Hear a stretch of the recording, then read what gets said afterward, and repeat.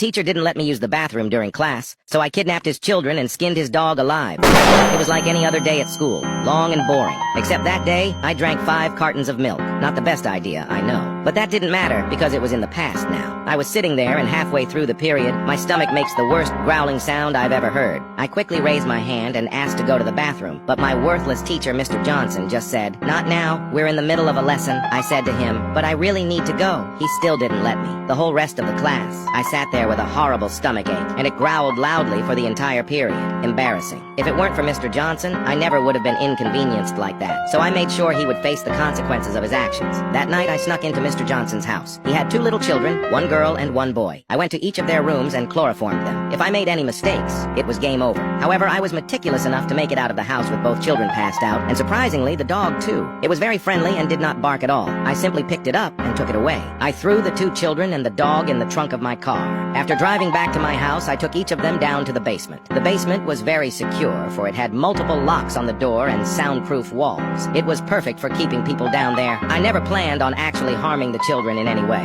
I just wanted to make Mr. Johnson suffer. However, the dog was a different story. Mr. Johnson loved his dog, even more than his own children. It was old, and he'd had it for a while. I had the perfect idea. I was able to tranquilize the dog and place him on a medical table surrounded by various medical instruments. For hours, I worked to carefully peel away the dog's skin. I managed to cut it off all in one piece. The next day before school, I stuffed it in a box and mailed it to Mr. Johnson's address. I'm sure he wasn't very happy waking up that morning to see both his kids and dog missing. At school, I could tell he was visibly worried. His hands shook while grading papers. I walked up to his desk, leaned in close, and whispered in his ear, "Little Timmy, come back." That was his son's nickname. I thought it was hilarious. Mr. Johnson just closed his eyes and looked down. Then he sprang up at me. Luckily, I was fast enough to dodge him. I backed away and he started to run straight at me. Reacting quickly, I did the only sensible thing I could think to do. I pulled out my fully automatic M16 rifle, letting off an entire magazine into his face. He was unrecognizable, and being the most hated teacher in the school, students cheered. I was sent to court, but it was ruled self-defense. I guess he should have just let me use the bathroom lol.